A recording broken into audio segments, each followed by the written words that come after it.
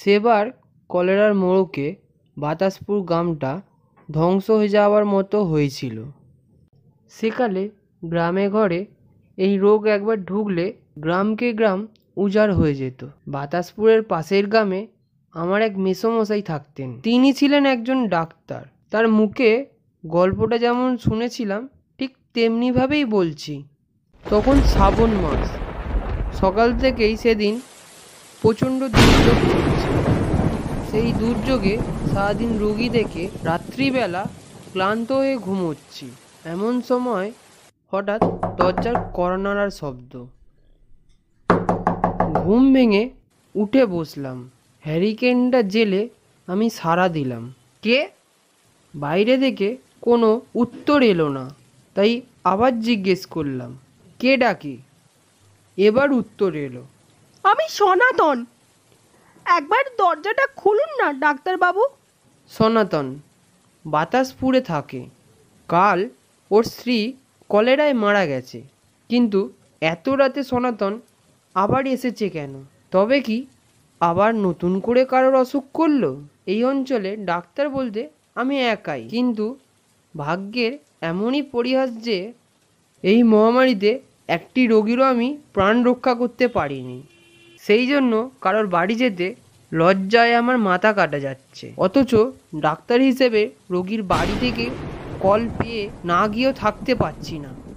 তাই ব্যর্থতা ঢাকবার জন্য সম্পূর্ণ বিনা পয়সা আমি চিকিৎসা চালাচ্ছি। আমি বিছানা থেকে উঠে এসে সনাতনকে দরজা খুলে দিতেই সনাতন অন্ধকারে বাইরে দাঁড়িয়ে হাউ হাউ করে কেঁদে উঠল। ডাক্তারবাবু গো, বাঁচান। কি হলো সনাতন? কার কি হলো আবার? আমার এই একটি মাত্র ছেলে ডাক্তারবাবু, তারও হয়েছে। যেমন করেই হোক ওকে আপনি বাঁচান। বউটা গেছে, ছেলেটার মুখ চেয়ে বুক ধরে বেঁচে আছি। ও চলে গেলে আমাকে আত্মহত্যা করতে হবে ডাক্তারবাবু, না হলে আমি পাগল হয়ে যাব। আমি সনাতনকে আশ্বাস দিয়ে আমার ডাক্তারির ব্যাগটা ওর হাতে দিলাম। ব্যাগ নিয়ে সনাতন বলল, আমি তাহলে এগোচ্ছি ডাক্তারবাবু, আপনি আসুন। ছেলেটা ঘরে একলা আছে। হ্যাঁ হ্যাঁ যাও, আমি এক্ষুনি যাচ্ছি। সনাতন এগোলো।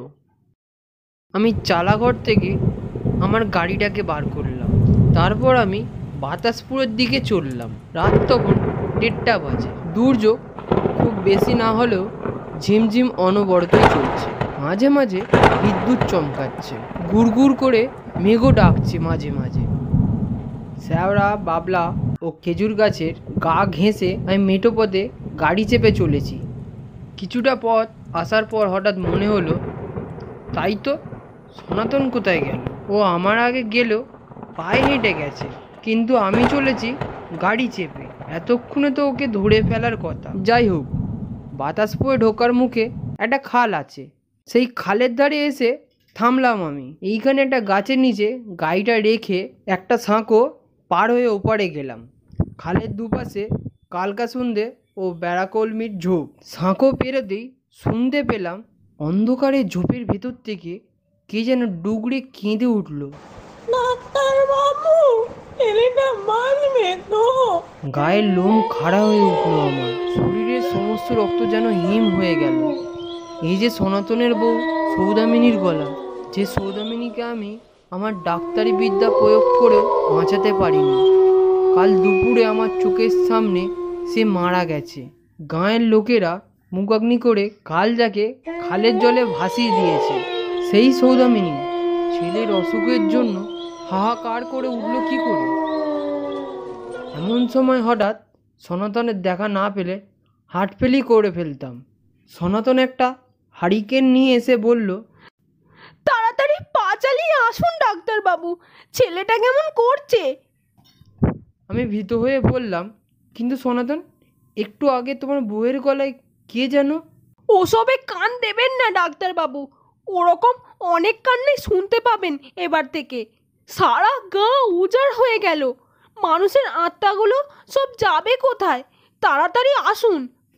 আমি মনে সাহস সঞ্চয় করে সনাতনের পিছু পিছু চললাম। কি জোরে জোরে হাঁটছে সনাতন। তারপর এক সময় সনাতনকেও দেখতে পেলাম না। দেখলাম শুধু হ্যারিকেনটাই মাটির ওপর দিয়ে ভেসে ভেসে চলেছে। আমার তখনকার অবস্থার কথা বলে বোঝাবার নয়। আমি মন্ত্রমুগ্ধের মতো সে আলোকের অনুসরণ করলাম।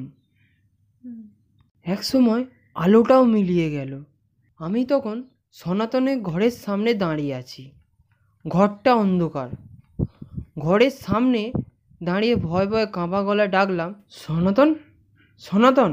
কোনো সাড়া নেই। আবার ডাকলাম। আমার ডাক শুনতে পেয়ে আশেপাশের বাড়ি থেকে দু একজন এগিয়ে এলো। কে? ডাক্তারবাবু নাকি? হ্যাঁ, সনাতন কোথায়? ওর ছেলের অসুখের খবর দিয়ে ডেকে আনলো আমাকে, অথচ ওকেই দেখতে পাচ্ছি না। পথের ঘটনার কথা অবশ্য বললাম না কাউকে। আমার কথা শুনে সকলে অবাক হয়ে গেল। সকলে বিস্মিত হয়ে বলল, সনাতন আপনাকে ডেকে নিয়ে এলো? হ্যাঁ, আমার ব্যাগটাও যে বয়ে আনলো সে। সে কি? এই তো সন্ধ্যের সময় খালের ধারে রেখে এলাম তাকে। এই প্রচণ্ড দুর্যোগে সন্ধ্যেবেলায় অসুখে পড়ে শেষ হয়ে গেল বেচারা। আপনাকে একবার খবর দেওয়ারও সময় পেলাম না। তবে ওর ছেলের অসুখের কথা জানি না। চলুন তো দেখি। আমরা সকলে আলো নিয়ে ঘরে ঢুকতেই দেখলাম সনাতনের ছেলেটা বিছনাপত্র নোংরা করে শুয়ে শুয়ে কাতরাচ্ছে। আমার ব্যাগটা সযত্নে বসানো আছে ওর মাথার কাছে। আমি যতটা সম্ভব ওকে পরিষ্কার করে স্যালাইন দিলাম, কিন্তু না, আমার এ চেষ্টাও ব্যর্থ হলো। ঘণ্টাখানেকের মধ্যেই মারা গেল ছেলেটা। সেই রাত্রিটা ওই গ্রামেই একজনদের বাড়িতে কাটালাম। পরদিন ভোরে সেই ভয়ঙ্কর রাতের কথাটা স্মরণ করে সগ্রামে ফিরে এসে চলে এলাম কলকাতায়। সেই থেকে আমি এখানেই প্র্যাকটিস করছি। বাতাসপুরের সঙ্গে আমার আর কোনো সম্পর্ক নেই।